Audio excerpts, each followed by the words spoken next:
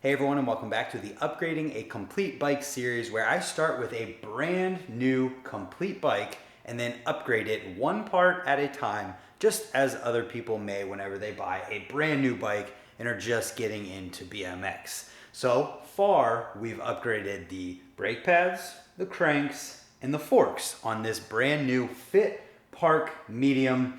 Maybe not brand new anymore, as you can see by all of the trail dirt that's on it. Watch the last episode where I rode it at the trails. But this time is going to be a little bit more of an incremental video because, as you're seeing in the title, this is more of a how-to and an upgrade at the same time. So for the first half, we're going to be showing how to cut the handlebars on these. And then in the second half, we're gonna address the new part thing, which is a little bit of a smaller upgrade. And before we get too far into here, I wanna hear from you guys what part you think I should upgrade next on this complete bike. So without any further delay, let's talk about the tools we're gonna need. First off, Park Tool Hacksaw, Saw 1.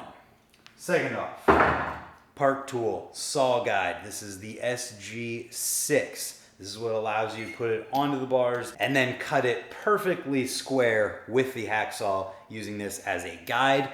And also people use things like pipe cutters or angle grinders and various other methods for cutting handlebars, and those can work too, but for this video, I'm going to be using these tools to cut these bars. And before I get too far into it, I just want to check too how wide these bars are to begin with. So they are 29 inches wide currently.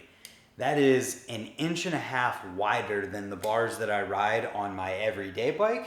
And so I think what we need to do, if they're an inch and a half wider, that means we need to take off 3/4 of an inch from each side. So before we can do that, I need to figure out how I'm gonna get these grips off. And I think the easiest way to do this, if we're only doing a 3/4 inch cut, would be to take the bar ends out and actually just roll the grips back a little bit, far enough that we can get the saw guide on there and make our 3/4 inch cut. So let's go ahead and do that now.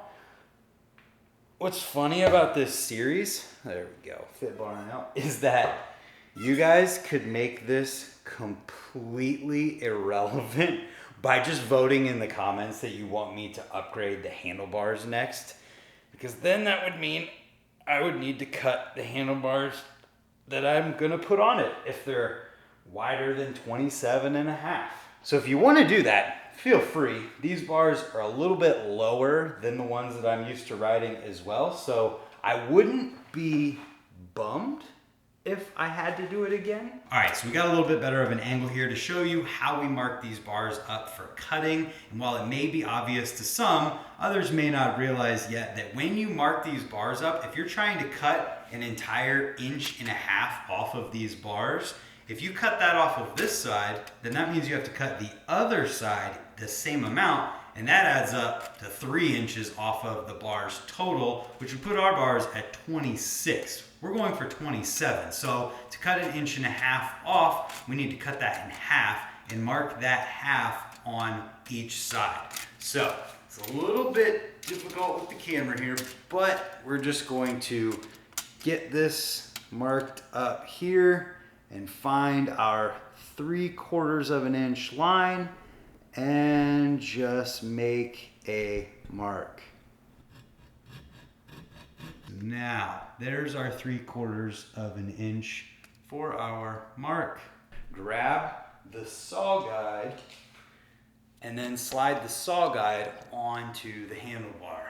And when we switch to a little bit more of a side profile here, we can put our saw into our saw guide and see where that blade lines up and line it up perfectly with the mark, and then tighten down the guide, and we are ready to start cutting. So I'm gonna go ahead and time lapse through this.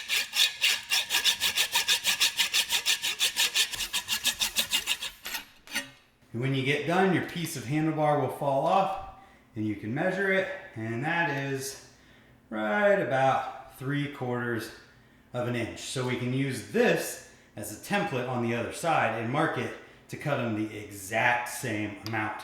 So we take our piece here, we line it up with the end of the handlebar, and then we just give it a nice little mark that we can use to line up the saw guide. And it's basically just a repeat of the process on this side. Lining the saw guide up with our cut mark, getting it in place, and then tightening it down so that we can begin cutting. Now we can cut this one. And once you get it cut, you can check your work by just comparing your two pieces that come off.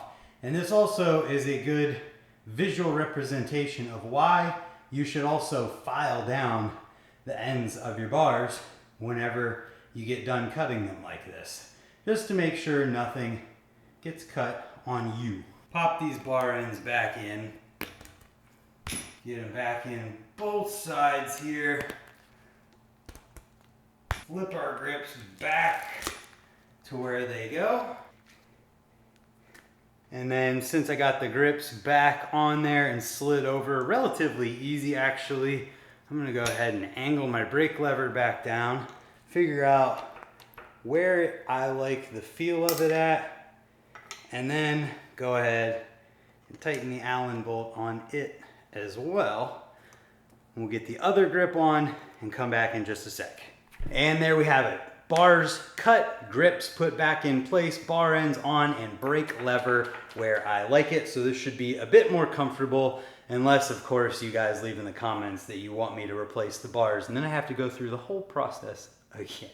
Either way though, that is how I cut handlebars with the Park tool, hacksaw, and saw guide right under it there. Of course, like I mentioned earlier, there are other ways that you can do this, but that's the way that I do it. So with that being said, now what we need to do is grab the pegs and open those up, show you what they are, and toss them onto the bike for part 2 of this video. Let's go.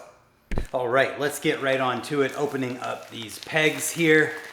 If you guys aren't familiar with this series, I have, I think, 6 episodes uploaded so far, where I've ridden the bike, then upgraded it, ridden the bike, then upgraded it. It's been a fun process so far, and doing it without pegs has been interesting to say the least, because for those of you who know me and know my riding, I love to use the pegs and I love to do ice pick stalls and stuff like that. So to be limited without pegs is something I did intentionally because it didn't come with them on it, and I thought I'll have to be more creative and actually, you know, ride the bike in different ways than just getting stuck doing a bunch of stalls and peg tricks. But now it's time. Here we have the Fit OG pegs. So these are 112 millimeters. They're 6.25 ounces. 112. If I said 120, I meant 112. These are 6.25 ounces. They come in this neat little package here. It's like a medical thing. Kind of cool. And they are steel, and they are, I think the 112 millimeter is 4.5. They do have 5 spots for the anti-rotate pins, and it says on here, Fit Bike Co. 112 millimeter. They also come with the adapter so that you can ride them on 14 mil, which is the drilled hole for it, and then the 3/8 in the front. So we'll be using that. Got a second one here, same deal. And we'll go ahead and toss the front one on first. Oh, there goes the adapter. So loosen up this side of my front wheel.